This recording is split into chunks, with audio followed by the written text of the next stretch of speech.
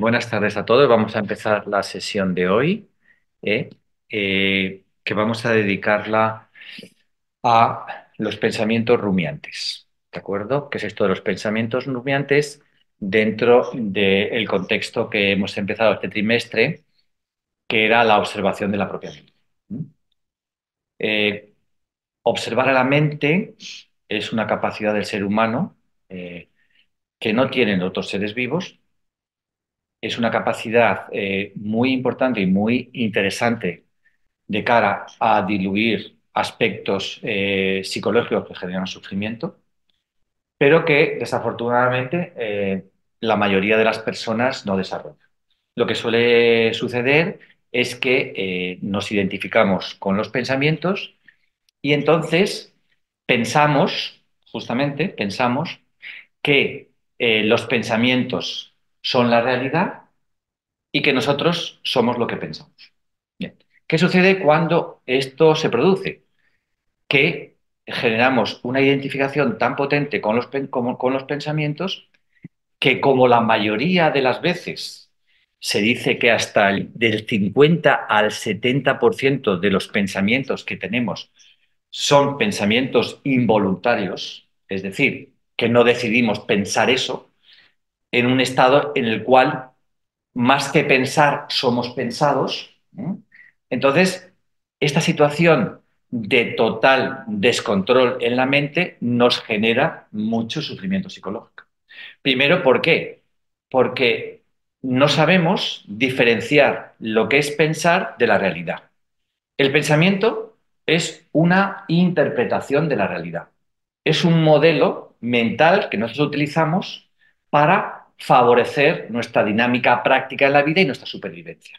Pero es el mapa del territorio, no es el territorio en sí mismo. ¿Vale?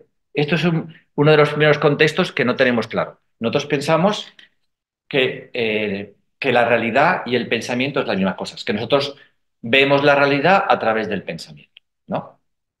Y no sabemos distinguir lo que es la interpretación de la realidad.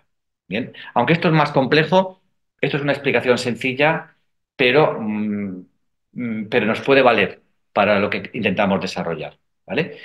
Y luego, otra de las cosas también bastante interesantes a la hora de darnos cuenta sobre los pensamientos es que yo no soy los pensamientos. Es decir, por un lado, los pensamientos no son la realidad misma, sino que son interpretaciones o mapas de la realidad. Y un segundo aspecto muy importante es darnos cuenta que lo que pensamos no soy yo mismo. ¿Por qué? Porque, como decíamos antes, si entre el 50 y el 70% de los pensamientos que tenemos son involuntarios y muchas veces son cosas bastante descabelladas, ¿vale? Pues claro, si yo pensara que soy todo lo que pienso, pues yo mismo me asustaría, sinceramente, porque hay veces que te vienen pensamientos que dices, pero yo cómo, cómo viene esto a la cabeza. ¿No os ha pasado eso? Y dices, "Uy, esto, yo estoy zumbado, porque esto es lo que me viene". No, entonces es eso. El problema es que como no hemos tenido la habilidad desde primera época de nuestra vida a tomar posesión de la mente, nadie nos ha enseñado a educar a nuestra mente y la mayoría de nuestros pensamientos son involuntarios, pues la mente ha cogido poder sobre nosotros. Entonces, lo que es un buen sirviente se ha convertido en un mal señor. Eso es lo que antiguamente decían, ¿no? De las antiguas tradiciones de la meditación. La mente es un buen sirviente, pero es un mal señor, ¿no? Entonces, nosotros lo que queremos es revertir esta situación. Lo que decía el psiquiatra americano del siglo pasado, William James, que la meditación es tomar posesión de la propia mente. Y esto es nuestra decisión. Y esto es lo que nosotros queremos, ¿vale? Y por lo tanto tenemos que poner todas las herramientas para que esta situación se produzca. ¿Mm?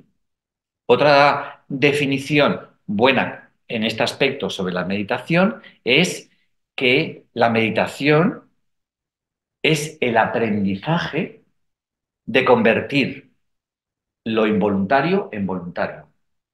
¿Mm? Es decir, ese baile que existe entre lo involuntario y lo involuntario, aprender a reconvertirlo mediatizado por la atención plena. Es decir, ese proceso de autoconocimiento atento te permite aprender a cómo utilizar la mente. Estas son aproximaciones a lo que hacemos cuando practicamos la meditación, ¿de acuerdo? Y en eso estamos. Bien. Entonces, dentro de esta dinámica que compartimos en el grupo, que tiene ese aspecto positivo de que al reunirnos varias personas con la misma intención, con la misma voluntad de aprender a utilizar nuestra mente, pues eso se potencia. Por eso muchas veces cuando estamos individualmente trabajando con nuestra atención o desarrollando ese estado de percepción, pues nos cuesta más que cuando estamos en grupo. Y las experiencias que tenemos se potencian cuando estamos en grupo muchas veces a cuando estamos solamente en casa. ¿De acuerdo? Por eso hacemos las meditaciones en grupo y esos son los factores beneficiosos y fructíferos que tiene meditar en grupo. Bien. Bueno, entonces, antes de la práctica vamos a repasar también un poco cuáles son los contenidos mentales que queremos observar.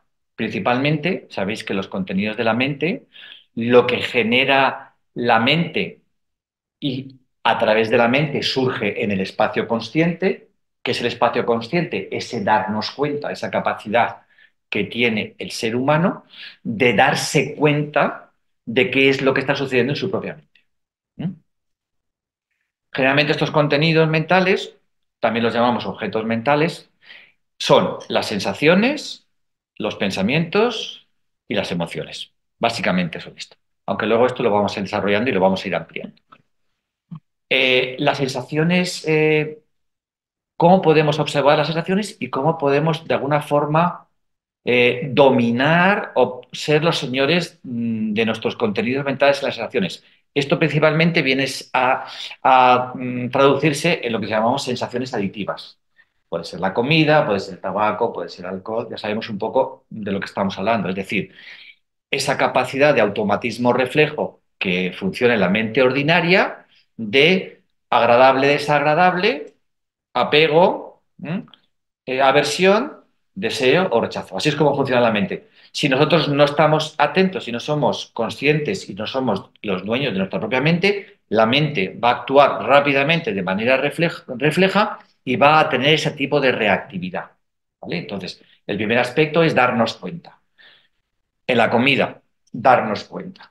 ¿Esto nos conviene o no nos conviene? Aunque yo lo deseo y tengo el apego, ¿no? Si dejamos espacio y lo miramos con esa perspectiva, a lo mejor en vez de tomarme 3 pasteles, pues me tomo un pastel. No hace falta tomar 3, ¿no? O si tengo que tomar una copita de vino o alguna cosita de una reducción social, porque escucha, la vida no es ser aséptico en todo, quiero decirte, no hace falta. También podemos celebrar la vida, podemos decir, muchas veces decimos, no es que no podemos tomar ni un poquito de... No, a ver, hay que ser equilibrados. Pues si tú tienes una reunión familiar y la gente toma una copita de vino y te apetece, pues todo es una cuestión de intensidad, ¿no? De saber qué es lo que tenemos que hacer, de tener autocontrol, tener autodominio, ¿no? Entonces, en las sensaciones aditivas funciona muy bien ese darse cuenta de lo que estás comiendo, comer de manera consciente, beber de manera consciente.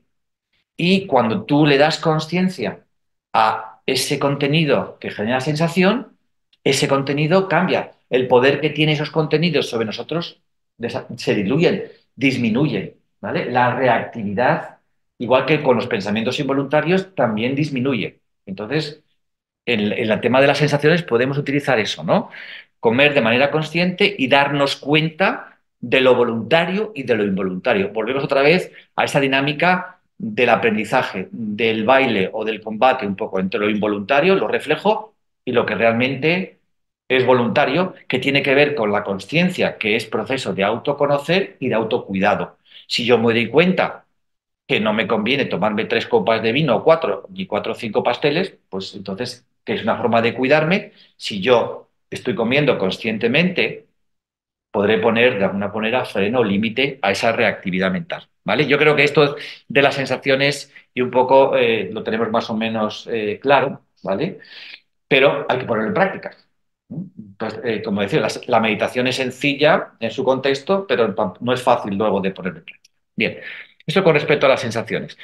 Y con respecto a los pensamientos, ¿vale?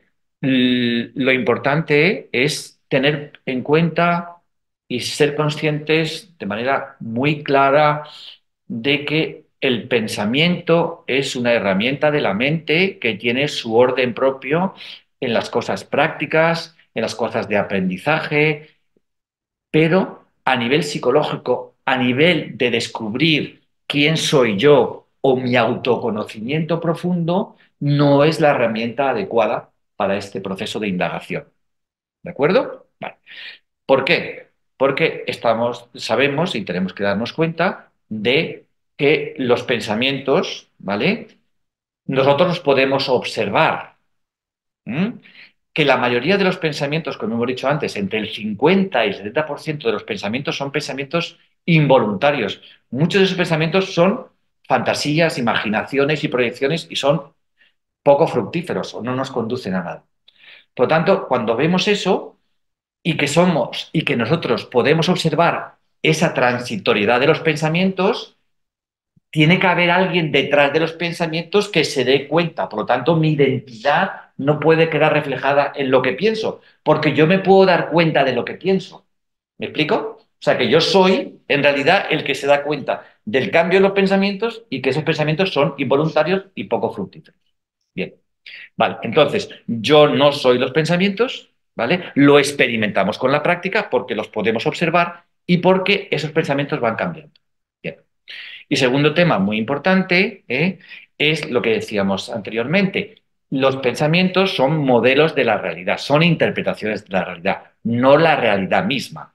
Entonces, yo lo que quiero a través de la meditación es conectar con la realidad del presente, de manera directa, no de manera conceptual, no a través de modelos de pensamiento, sino que mi intención es contactar con la realidad misma. Es decir, yo quiero conocer Londres yendo a Londres. No quiero conocer Londres a través de fotografías de Londres o un libro de estos de Conozca usted Londres. Está muy bien, que te pueden ayudar, los pensamientos te pueden ayudar, ¿no? Las reflexiones te pueden ayudar. Pero si tú quieres conocer de verdad Londres, tendrás que ir a Londres. No te vale conocer Londres por fotografías. Esto es un poco un símil comparativo para ver qué son los pensamientos, que tienen su orden propio para ciertas cosas, pero cuando tú quieres indagar la realidad en sí misma, tienes que ir allí. Tienes que abrirte a esa realidad. Y no es la manera de vivirla a través del pensar, sino a través del experimentar. Sentir lo que se siente cuando tú conoces una ciudad, cuando estás allí mismo. Y la diferencia que es cuando tú conoces esa ciudad a través de un libro o de unas fotografías. ¿Vale? Lo tenemos más o menos, yo creo que esa es un poco la dinámica, que realmente el problema que tenemos es que confundimos esto. Y esto hay que tenerlo muy claro. ¿Por qué? Porque los pensamientos es, como hemos dicho antes, uno de los contenidos mentales, primero, que más descontrol mental nos producen y que luego son la fuente de los siguientes contenidos mentales que nos generan problemas o sufrimientos psicológicos, como son las emociones, los sentimientos dolorosos y un poco las sombras que son contenidos o sentimientos sobre nosotros mismos, ¿vale? Que están en el inconsciente y no hemos podido integrar o realizar. Que eso ya lo veremos al final. Pero básicamente nos vamos a quedar con que los pensamientos nos generan emociones, sentimientos y estados de ánimo que nos producen sufrimiento psicológico. ¿De acuerdo? Bueno, pues ahí nos quedamos.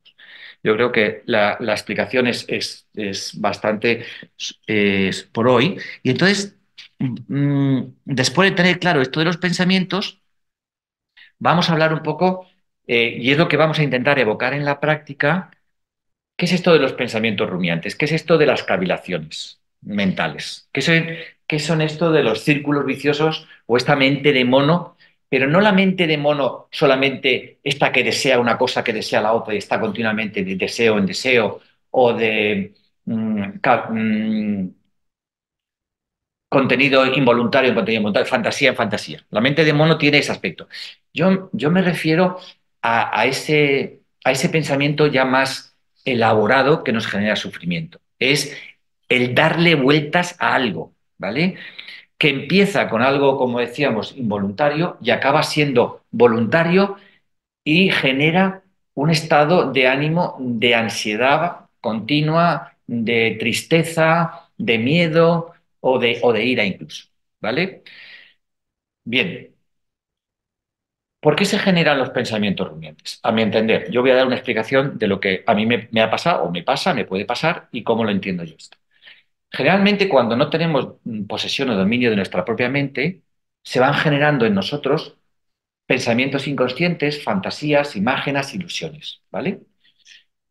Sobre situaciones personales o situaciones que tienen que ver con la relación con otras personas, ¿no? Como estos son pensamientos o elaboraciones mentales que no es la realidad misma, eso es lo que yo me creo que tiene que pasar, pero no es lo que tiene que pasar en sí mismo o lo que las otras personas piensan que tienen que comportarse con respecto a mí. ¿Me seguís? No sé si consigo explicarme. Vale. Pero como yo me he hecho esa película mental y yo me he hecho esa fantasía o ese esquema y esa imagen de lo que yo soy con respecto a lo que me gustaría ser o lo que las demás personas tienen que comportarse con respecto a mí, como yo he hecho esa elaboración, cuando eso lo contrasto con la realidad, eso suele fracasar en el 90% de las veces. ¿Sí o no? ¿Vale? Entonces, como eso fracasa, yo empiezo a decir, ¿pero esto por qué? ¿Por qué esta persona se ha comportado conmigo de esta manera? ¿Por qué no yo, si voy al gimnasio o no sé qué, no soy más alto, más guapo, más flaco o lo que sea, ¿no? O por qué si yo me he dedicado, pienso que me he dedicado lo suficiente a una materia, ¿por qué no soy más brillante, no soy capaz de conseguir esto o aquello? ¿Os ha pasado esto a vosotros alguna vez? ¿Vale? Que empieza con una imagen que yo me he hecho, un deseo, un anhelo, lo he convertido en una realidad a través de favorecerlo con pensamientos, pero luego ese esquema lo contrasto con la realidad y fracaso. Entonces llega la frustración, el desencanto, y en vez de darme cuenta de que realmente eso siempre ha sido una proyección de mi mente, un esquema o un dibujo que yo me he hecho, ¿vale? Y que no es la realidad, y entonces aceptarlo y buscar una realidad en sí misma, yo no hago eso. Yo no me hago consciente de eso. Lo que empiezo a darle vueltas es decir, ¿por qué ese modelo no funciona? ¿O por qué los demás no se portan conmigo como deberían portarse? Con lo bien que lo he hecho yo las cosas o con lo bueno que soy o lo que fuera, ¿no? Entonces empezamos a rumiar. ¿Mm? Y empezamos a preguntarnos por qué en base a este desencuentro entre nuestros pensamientos y la realidad misma. ¿Os ha sucedido esto? ¿Vale? ¿Qué pasa? Que entonces el pensamiento empieza a hiperactivarse, entra en un círculo vicioso. En vez de ser un círculo virtuoso, que sería el ser consciente y decir, oye, pues es que esto me lo he montado yo en la cabeza, es un esquema que me hice, no ha funcionado, pues como, pues lógicamente, porque era un mapa y el mapa, al contrastarlo con la realidad, no me lleva a donde tenía que ir. Entonces, no pasa nada y busco otro tipo de relación. Eso no lo hacemos. Lo que hacemos es que como nos creemos los pensamientos y nos creemos toda esa imagen, estamos continuamente dándole vueltas, comparando, contrastando y salimos siempre frustrados y empezamos a dar vueltas en círculos. ¿Bien? Vale. Entonces, a partir de ahí, ¿qué se generan? Pues se generan emociones aflictivas con otras personas. Tú fíjate esta persona, tú fíjate en no sé cuántos, ya tenemos una relación difícil con otras personas.